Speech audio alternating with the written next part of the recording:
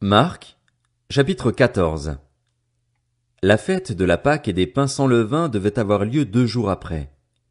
Les chefs des prêtres et les spécialistes de la loi cherchaient les moyens d'arrêter Jésus par ruse et de le faire mourir. Ils se disaient en effet que ce ne soit pas pendant la fête, afin qu'il n'y ait pas d'agitation parmi le peuple. Comme Jésus était à Béthanie, dans la maison de Simon le lépreux, une femme entra pendant qu'il se trouvait à table. Elle tenait un vase qui contenait un parfum de nard pur très cher. Elle brisa le vase et versa le parfum sur la tête de Jésus. Quelques-uns exprimèrent leur indignation entre eux. À quoi bon gaspiller ce parfum? On aurait pu le vendre plus de 300 pièces d'argent et les donner aux pauvres. Et ils s'irritaient contre cette femme. Mais Jésus dit, Laissez-la. Pourquoi lui faites-vous de la peine? Elle a fait une bonne action envers moi. En effet, vous avez toujours les pauvres avec vous et vous pouvez leur faire du bien quand vous le voulez, mais vous ne m'aurez pas toujours. Elle a fait ce qu'elle a pu, elle a d'avance parfumé mon corps pour l'ensevelissement. Je vous le dis en vérité, partout où cette bonne nouvelle sera proclamée, dans le monde entier, on racontera aussi en souvenir de cette femme ce qu'elle a fait. Judas l'Iscariote, l'un des 12, alla vers les chefs des prêtres afin de leur livrer Jésus. Ils se réjouirent en l'entendant et promirent de lui donner de l'argent. Quant à Judas, il se mit à chercher une occasion favorable pour le trahir. Le premier jour des pains sans levain, où l'on sacrifiait l'agneau pascal, les disciples de Jésus lui dirent, « Où veux-tu que nous allions te préparer le repas de la Pâque ?» Il envoya 2 de ses disciples et leur dit, « Allez à la ville, vous rencontrerez un homme qui porte une cruche d'eau. Suivez-le. Là où il entrera, dites au propriétaire de la maison, « Le maître dit, où est la salle où je mangerai la Pâque avec mes disciples? Alors il vous montrera une grande chambre à l'étage, aménagée et toute prête. C'est là que vous nous préparerez la Pâque. » Ses disciples partirent, arrivèrent à la ville et trouvèrent tout comme il le leur avait dit, et ils préparèrent la Pâque. Le soir venu, il s'y rendit avec les 12.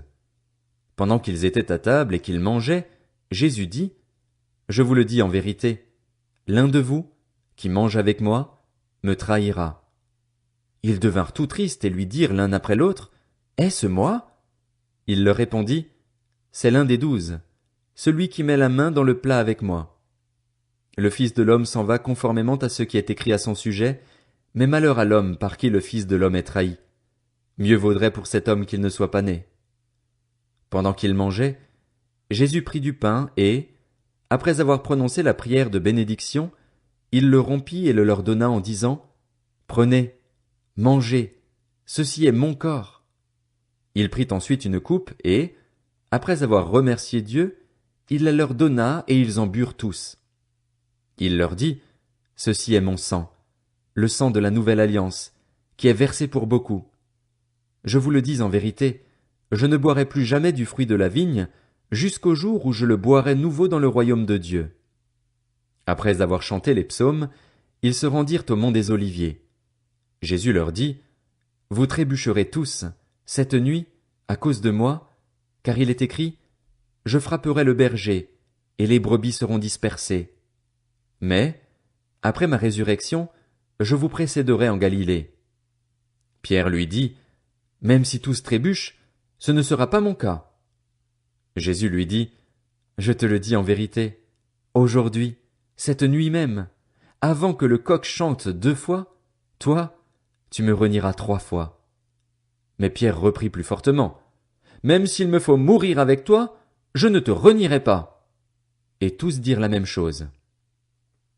Ils se rendirent ensuite dans un endroit appelé Gethsémane, et Jésus dit à ses disciples, « Asseyez-vous ici pendant que je prierai. » Il prit avec lui Pierre, Jacques et Jean, et il commença à être saisi de frayeur et d'angoisse.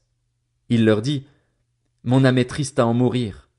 Restez ici, éveillés. » Puis il avança de quelques pas, se jeta contre terre et pria que, si cela était possible, cette heure s'éloigne de lui. Il disait, « Abba, Père, tout est possible. Éloigne de moi cette coupe. Toutefois, non pas ce que je veux, mais ce que tu veux. » Il vint vers les disciples, qu'il trouva endormis, et il dit à Pierre, « Simon, tu dors, tu n'as pas pu rester réveillé une seule heure. Restez vigilants et priez pour ne pas céder à la tentation. L'esprit est bien disposé, mais par nature l'homme est faible. » Il s'éloigna de nouveau et fit la même prière.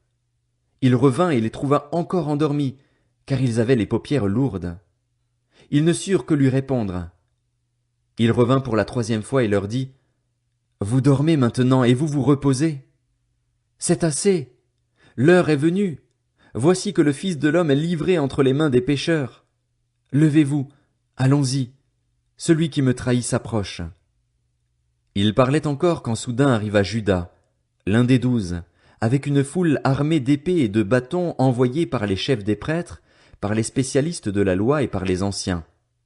Celui qui le trahissait leur avait donné ce signe: « L'homme auquel je donnerai un baiser, c'est lui.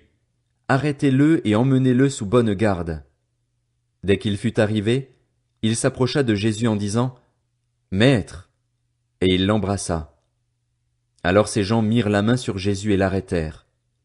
Un de ceux qui étaient là tira l'épée, frappa le serviteur du grand prêtre et lui emporta l'oreille.